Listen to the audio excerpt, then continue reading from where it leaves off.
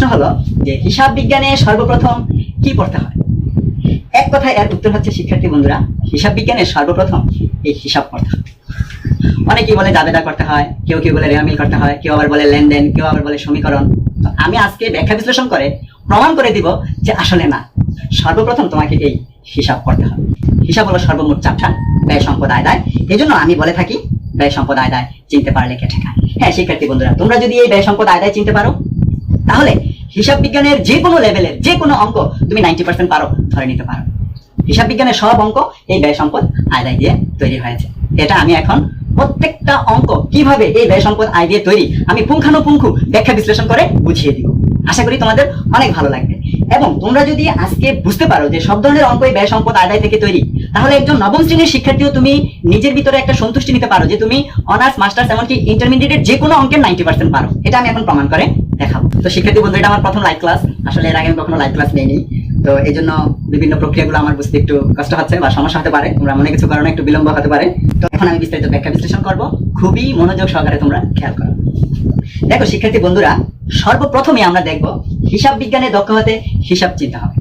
আমাদের বিষয়টার নাম বা আমাদের বইটার নাম হলো হিসাব বিজ্ঞান। এখানে দুটো অংশ, একটা হলো হিসাব, আরেকটা হলো বিজ্ঞান। অর্থাৎ শিক্ষার্থী বন্ধুরা, এই হিসাব বিজ্ঞান বইটাতে বিভিন্ন হিসাবগুলোকে বিজ্ঞানসম্মত উপায়ে আলোচনা করা হয়েছে। আমরা যদি বিজ্ঞান শব্দটাকে কেটে দিই, তাহলে থাকে হলো হিসাব।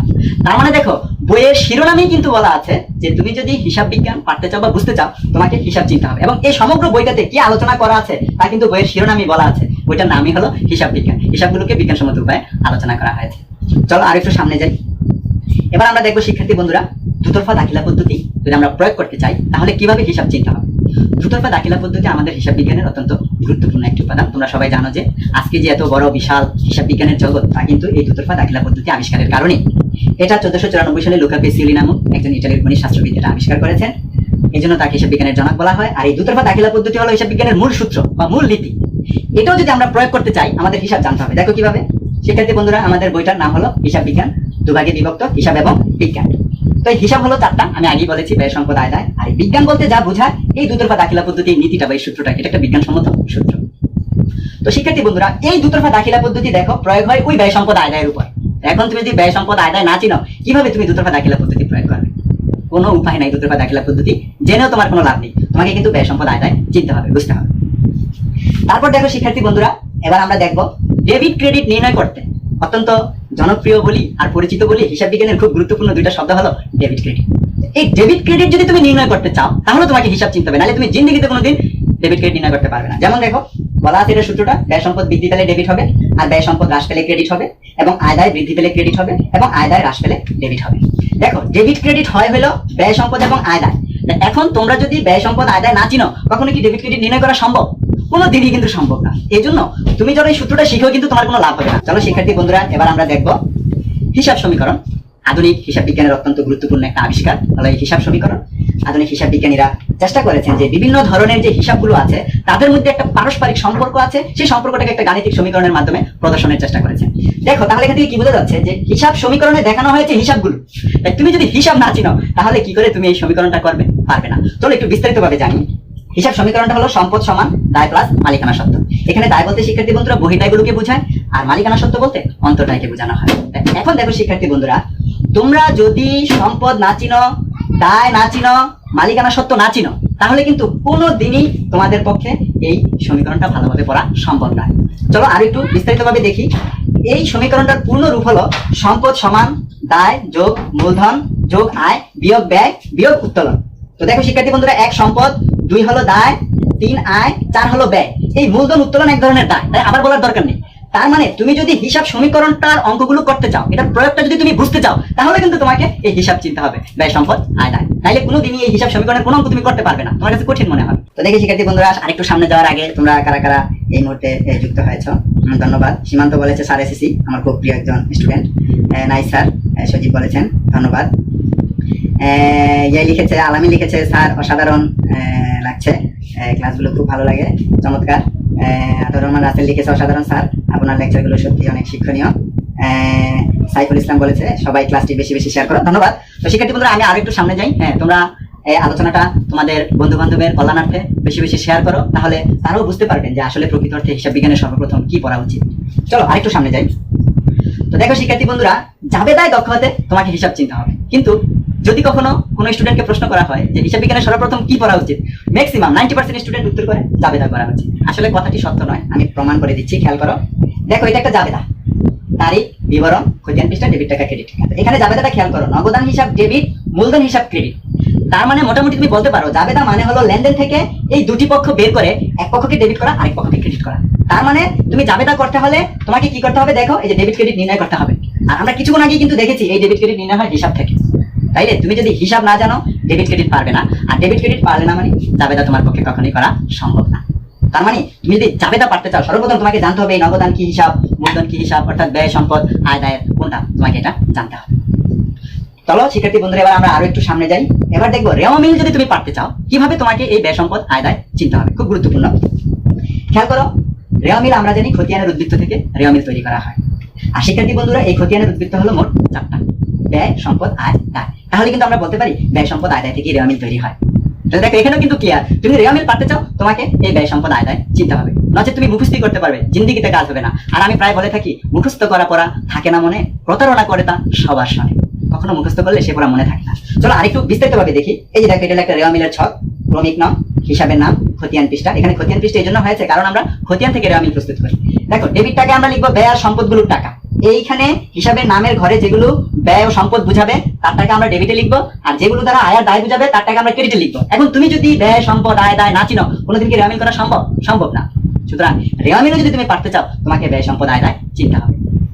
চলো শিক্ষার্থী বন্ধুরা, এবার আমরা দেখবো হিসাব বিজ্ঞানের অত্যন্ত গুরুত্বপূর্ণ একটি অঙ্ক, সেটা হলো আর্থিক বিবরণী। এই আর্থিক বিবরণী যদি তুমি পারতে চাও তোমাকে হিসাব জানতে হবে, নচেত তুমি আর্থিক বিবরণী করতে পারবে না।